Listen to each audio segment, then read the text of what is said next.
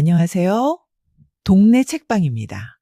오늘 들려드릴 사연은 조금 특별한 이야기예요. 평소보다 길어질 것 같지만 끝까지 들어보시면 왜 제가 이 이야기를 꼭 나누고 싶었는지 알게 되실 거예요.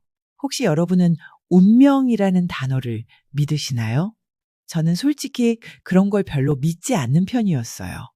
그냥 우연의 연속이고 사람들이 나중에 갖다 붙이는 의미일 뿐이라고 생각했거든요. 그런데 오늘 들려드릴 이야기를 듣고 나서는 글쎄요, 제 생각이 조금 바뀐 것 같아요. 경기도 한적한 교외에 자리한 희망 요양원이라는 곳이 있습니다. 3층짜리 건물의 정원이 꽤 넓고 직원분들도 친절한 편이에요. 2023년 가을, 이 요양원에 박영수라는 78세 남성분이 입소하셨어요. 뇌졸중 후유증으로 왼쪽 다리를 끌며 걸어야 했고 말도 조금 어눌해졌지만 의식은 완전히 또렷했습니다. 박할아버지는 평생 혼자 사셨어요. 젊은 시절 한 번 결혼했지만 아이 없이 일찍 헤어졌고 그 후로는 쭉 독신으로 지내셨죠. 자영업으로 작은 철물점을 운영하다가 10년 전에 가게를 정리하고 혼자 조용히 살고 계셨는데 이번에 쓰러지신 거예요. 박할아버지에게는 특이한 버릇이 하나 있었어요. 늘 오른손에 작은 물건을 꼭 쥐고 계셨거든요.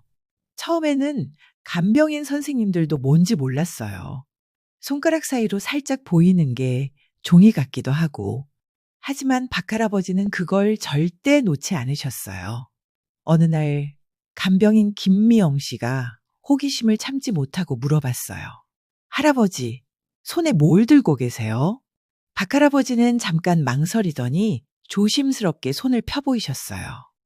거기에는 정말 낡은 흑백 사진 한 장이 있었습니다. 모서리가 너덜너덜해지고 표면도 많이 바래서 잘 보이지 않았지만 분명히 젊은 남녀가 함께 찍은 사진이었어요. 이게 누구세요? 김미영 씨가 조심스럽게 물었어요. 박할아버지는 한참을 사진을 바라보다가 말씀하셨어요. 옛날, 정말 옛날 얘기야. 그 사진 속 남자는 20살 정도로 보였어요. 키가 크고 마른 체형에 당시 유행하던 7:3 가르마를 한 헤어스타일이었죠. 옆에 있는 여자는 단발머리에 환한 미소를 짓고 있었고요. 두 사람 다 옷차림은 수수했지만 정말 행복해 보였어요. 언제 찍은 사진이세요? 김미영 씨가 또 물었어요. 1972년 한강 다리에서 찍었어. 그때는 사진 한 장 찍는 게 큰일이었는데 박할아버지의 목소리가 점점 작아졌어요. 박할아버지는 요양원 생활에 조금씩 적응해 갔어요. 아침 6시에 일어나서 세수를 하고 7시에 아침 식사를 하고 오전에는 간단한 재활 운동을 했죠. 오후에는 다른 어르신들과 함께 TV를 보거나 화투를 치기도 했어요. 다른 어르신들과도 금세 친해지셨어요. 특히 같은 층에 계시던 이 할아버지와는 죽이 잘 맞았어요. 이 할아버지는 젊은 시절 택시 운전사였는데 박할아버지와 나이도 비슷하고 취미도 비슷했거든요. 영수야, 너 젊었을 때 꽤 잘생겼구나. 그 사진 속 여자가 누구야? 이 할아버지가 어느 날 물었어요.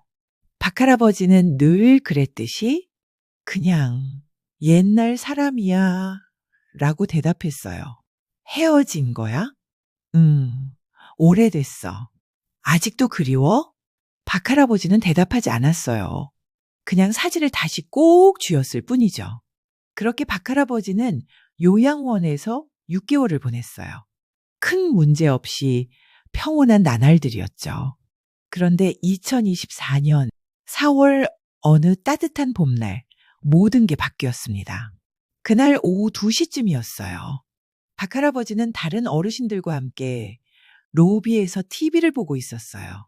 마침 오래된 드라마 재방송이 나오고 있었는데 1970년대를 배경으로 한 멜로 드라마였거든요. 박할아버지는 그 드라마를 보면서 옛 생각에 잠겨 있었어요. 그때 요양원 입구 자동문이 열렸어요.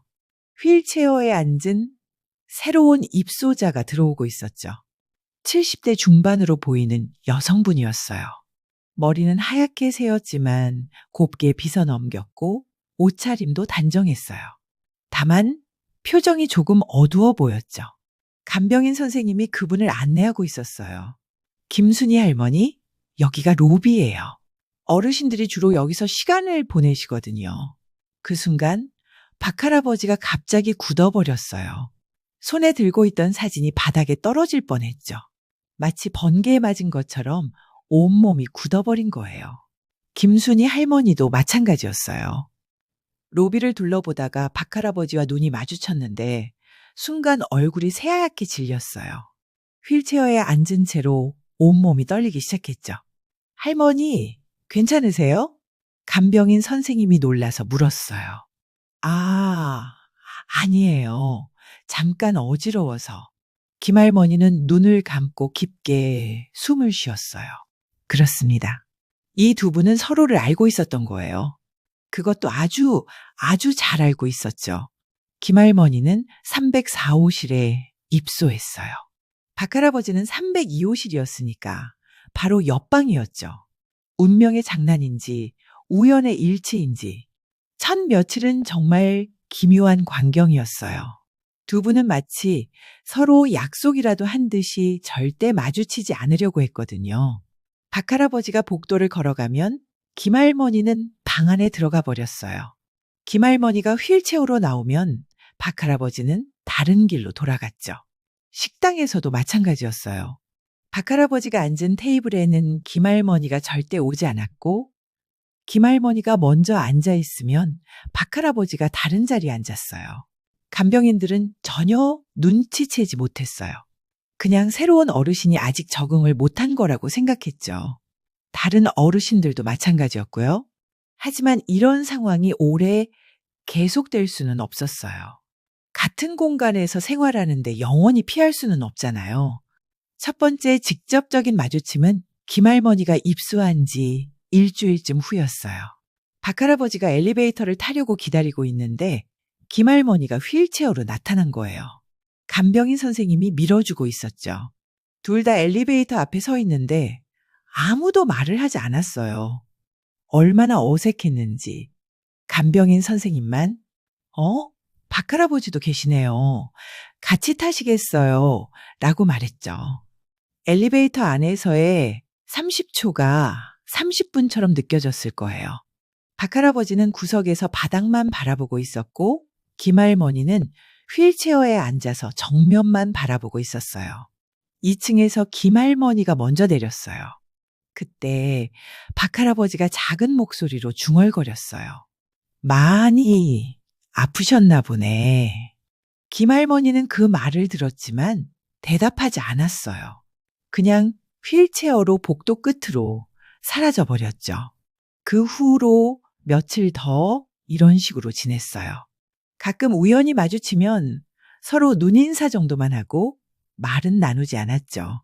그런데 변화의 계기는 아주 사소한 일에서 시작됐어요. 어느 날 저녁 식사 시간이었어요. 그날 메뉴는 김치찌개였는데 박할아버지가 한 숟가락 떠먹고는 쯧쯧 하고 혀를 찼어요. 이 김치는 너무 짜네. 요즘 김치가 다 이래. 그 순간 김할머니가 갑자기 푸아 하고 웃음을 터뜨린 거예요. 옆 테이블에 앉아 있었는데 박할아버지의 말을 들었거든요. 다른 어르신들이 모두 김할머니를 쳐다봤어요. 갑자기 왜 웃는지 모르겠다는 표정으로요. 박할아버지도 깜짝 놀라서 김할머니를 봤어요. 그러자 김할머니가 말했어요. 50년이 지나도 여전하시네요. 그제서야 박할아버지가 자신의 옛버릇을 깨달았어요. 젊었을 때부터 김치가 조금만 짜도 그렇게 반응하는 버릇이 있었거든요. 김할머니는 그걸 기억하고 있던 거죠. 박할아버지는 얼굴이 빨갛게 됐어요. 부끄럽기도 하고 놀랍기도 하고 그리운 기분도 들고 복잡한 감정이 한꺼번에 밀려왔거든요. 아직도 기억하고 계시는군요. 박할아버지가 작은 목소리로 말했어요. 어떻게 있겠어요? 당신은 정말. 김할머니가 말을 하다가 그만뒀어요. 그날 저녁부터 조금씩 변화가 시작됐어요. 완전히 피하지는 않게 된 거죠. 가끔 복도에서 마주치면 안녕하세요 정도는 인사를 했어요. 며칠 후에는 더 큰 변화가 있었어요. 박할아버지가 혼자 점심을 먹고 있는데 김할머니가 휠체어로 다가왔어요. 여기 앉아도 될까요? 김할머니가 물었어요. 박할아버지는 깜짝 놀랐지만 고개를 끄덕였어요. 네, 물론이죠.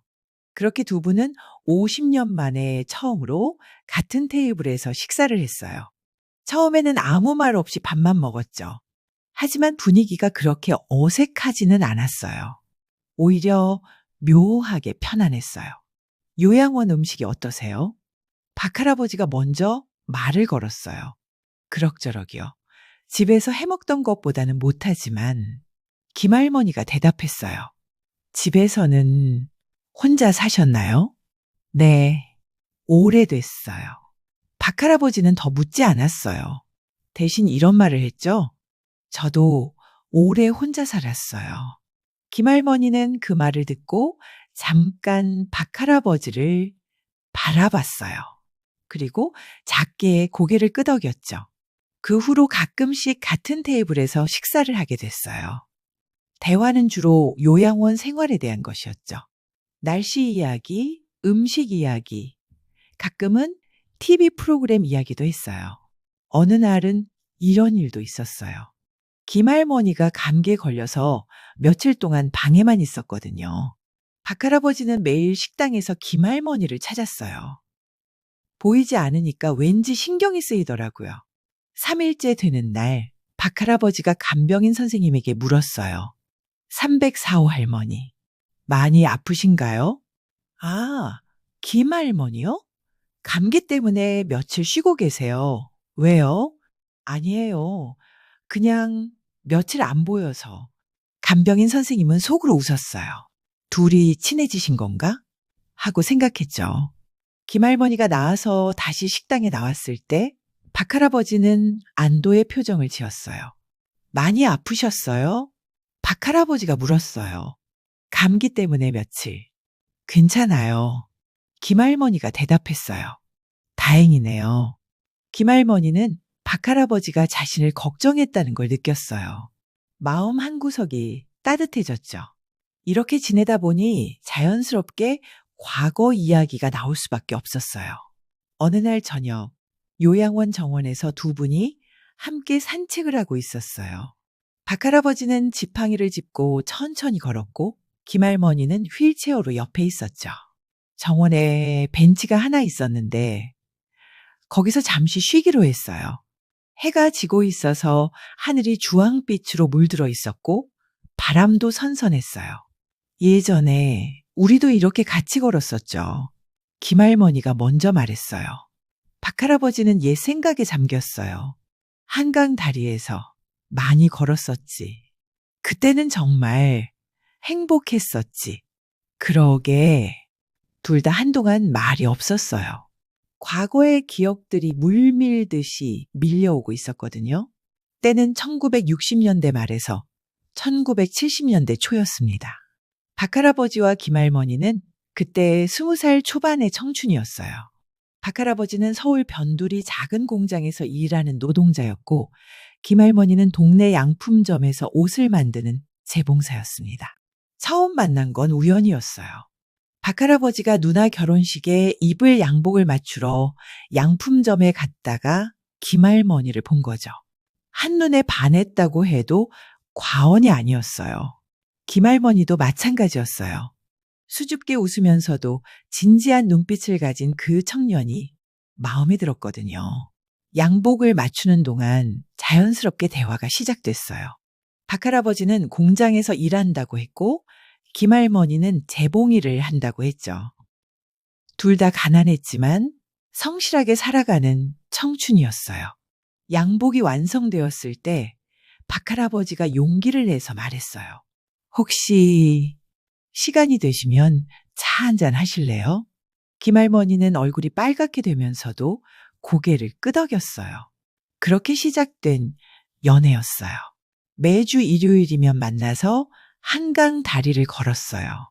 그때는 지금처럼 데이트할 곳이 많지 않았거든요. 하지만 두 사람에게는 그것만으로도 충분했어요. 언젠가는 내가 큰 사업을 해서 너를 행복하게 해주겠다고 박할아버지가 말하면 김할머니는 돈이 뭐가 중요해. 우리만 건강하면 돼. 라고 대답했죠. 그 시절엔 정말 사랑만 있으면 모든 걸 이겨낼 수 있을 거라고 믿었습니다. 1년 정도 사귀고 나서 결혼 얘기가 나왔어요. 1972년 봄에 결혼하기로 했습니다. 비록 작은 결혼식이지만 두 사람에게는 세상에서 가장 큰 축제가 될 예정이었죠. 그런데 그해 겨울 모든 게 틀어지기 시작했습니다. 박할아버지가 일하던 공장이 부도가 났어요. 그뿐만 아니라 박할아버지가 절친한 친구 보증을 잘못 써서 큰 빚을 지게 됐습니다. 그 시절엔 보증이라는 게 지금보다 훨씬 무서운 거였거든요. 김할머니 집안에서는 난리가 났죠. 그 남자와 결혼하면 우리 집안이 망한다며 극력 반대했어요. 그때까지만 해도 두 사람은 버틸 수 있었어요. 조금만 기다려줘. 내가 꼭 이 문제를 해결할게. 라고 박할아버지가 말했고 김할머니도 괜찮아. 나는 당신만 있으면 돼. 라고 대답했어요. 하지만 더 큰 문제가 겼습니다. 결정적인 오해였어요. 어느 날 김할머니가 약속 장소에 나갔는데 박할아버지가 나타나지 않았습니다. 사실 박할아버지는 갑자기 사채업자들이 집에 들이닥쳐서 나갈 수가 없었던 거예요. 하지만 김할머니는 그걸 몰랐죠. 하염없이 기다렸지만 박할아버지는 오지 않았어요. 다음 날 만났을 때 김할머니가 물었습니다. 왜 안 왔어? 박할아버지는 사실대로 말할 수 없었어요. 자존심도 상했고 김할머니에게 걱정을 끼치기 싫었거든요.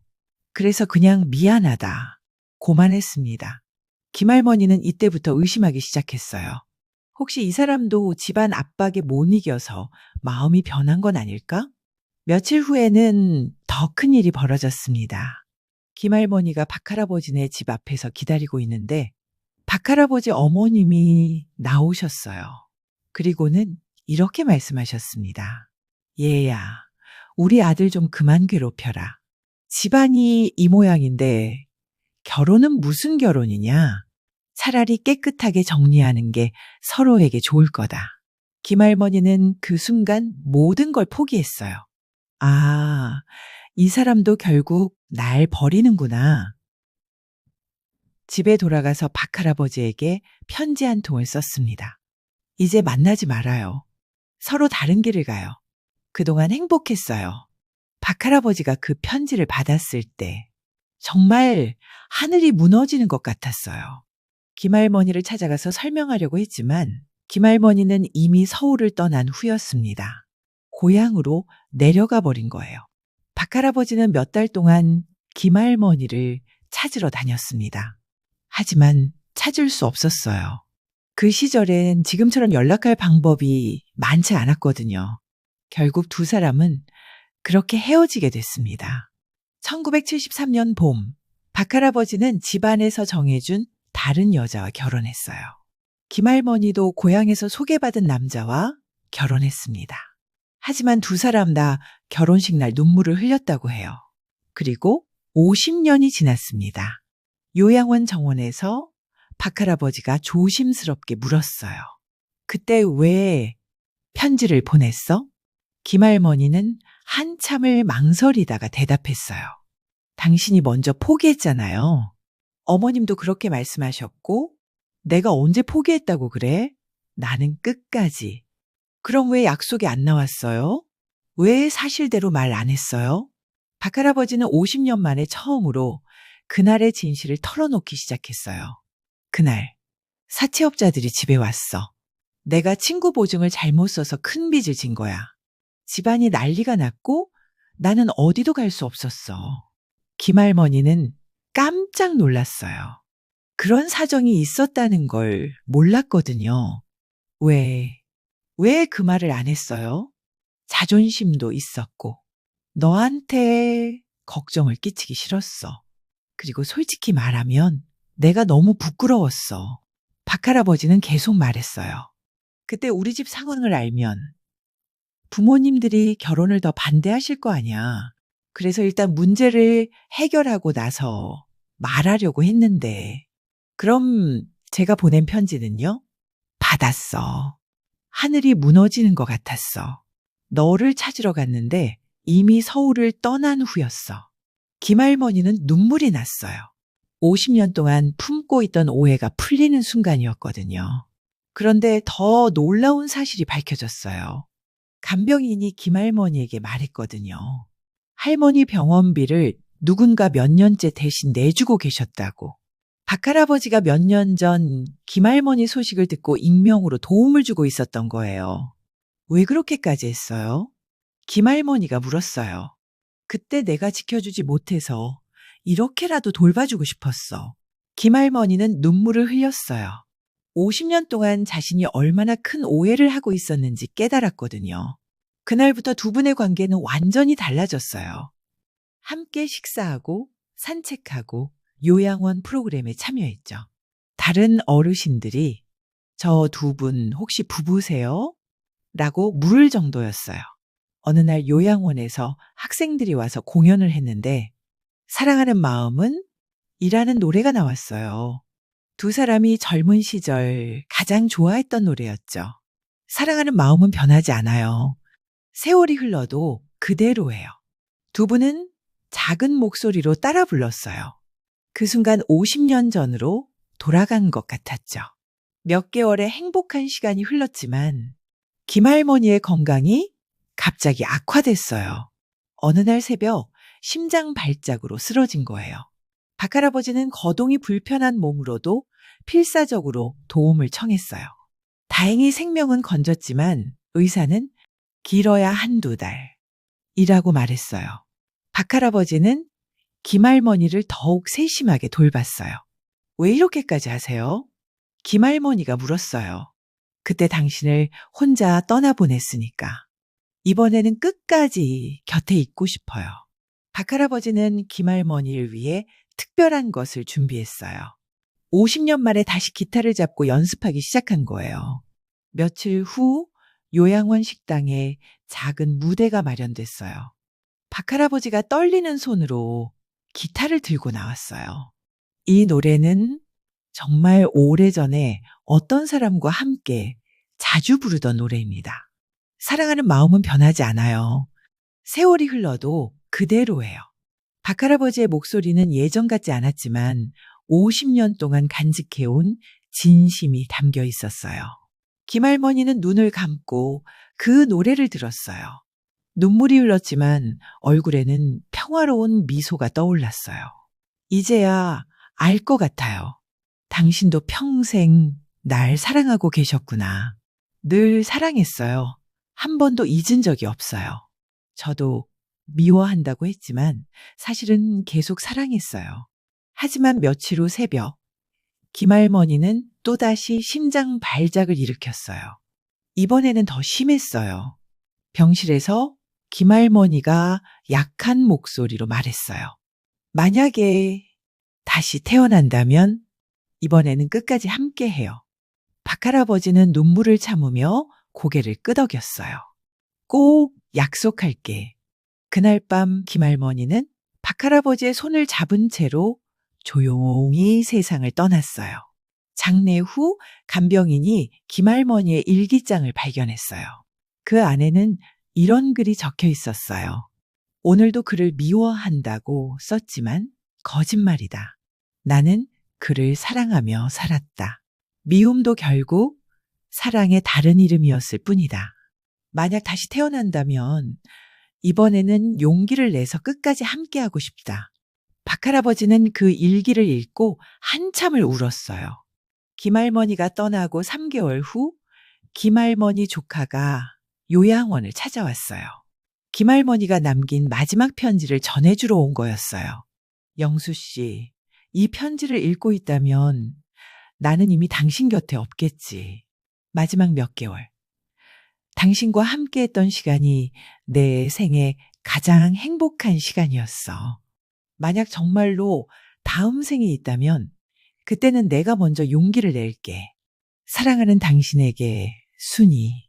그날 밤 박할아버지는 오랜만에 편안한 잠을 잤어요. 며칠 후 박할아버지는 창가에 앉은 채로 조용히 숨을 거두셨어요. 얼굴에는 평화로운 미소가 떠 있었고 손에는 김할머니의 사진과 편지를 꼭 쥐고 계셨죠. 간병인들은 말했어요. 마치 누군가가 부르는 소리를 들은 것 같았다고. 박할아버지의 장례식 날 요양원 어르신들과 직원들이 모두 모여서 그 노래를 불렀어요. 사랑하는 마음은 변하지 않아요.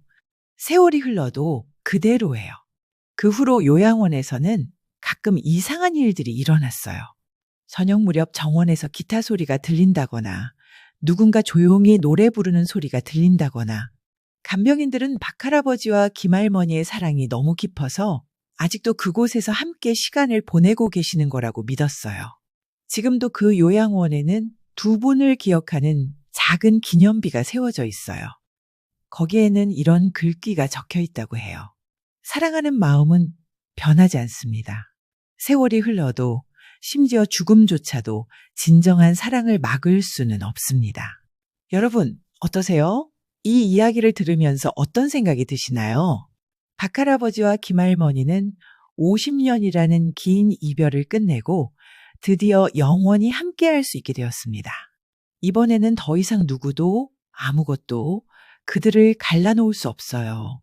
이 이야기를 통해서 우리가 배울 수 있는 것들이 정말 많아요. 첫째, 진정한 사랑은 시간과 공간을 초월한다는 것. 둘째, 오해와 편견이 얼마나 많은 것을 앗아갈 수 있는지. 셋째, 용서와 화해의 힘이 얼마나 큰지. 넷째, 현재를 소중히 여기고 사랑을 표현하는 것이 얼마나 중요한지. 여러분도 지금 곁에 있는 사람들을 소중히 여기세요. 그리고 사랑한다면 표현하세요. 박할아버지와 김할머니처럼 50년을 기다리지 마시고 지금 당장 말해보세요. 사랑해. 고마워. 미안해. 보고 싶어. 이런 말들이 누군가에게는 평생의 위로가 될 수 있어요. 그리고 혹시 누군가와 오해가 있다면 용기를 내서 먼저 손을 내밀어 보세요. 자존심보다 사랑이 더 소중하니까요. 진정한 사랑은 시간의 길이로 측정되는 게 아니에요. 얼마나 진심이었는지, 얼마나 서로를 생각했는지가 더 중요하죠. 사랑하는 마음은 변하지 않아요. 세월이 흘러도 그대로예요. 이 노래처럼 여러분의 사랑하는 마음도 절대 변하지 않을 거예요. 동네 책방의 오늘 특별한 이야기. 마지막으로 마주한 사랑이었습니다. 긴 시간 함께 해주신 모든 분들께 진심으로 감사드려요. 이 이야기가 여러분의 마음에 작은 위로와 용기가 되었기를 바라요. 오늘 밤은 꼭 사랑하는 사람에게 안부 인사를 해보세요. 그리고 내일부터는 조금 더 용기 내서 사랑을 표현해 보세요. 사랑은 나누면 나눌수록 더 커지거든요. 안녕히 가세요. 그리고 사랑하세요. 여러분 모두가 박할아버지와 김할머니처럼 아름다운 사랑을 하시길 바라며 동네 책방은 여기서 인사드리겠습니다. 감사합니다.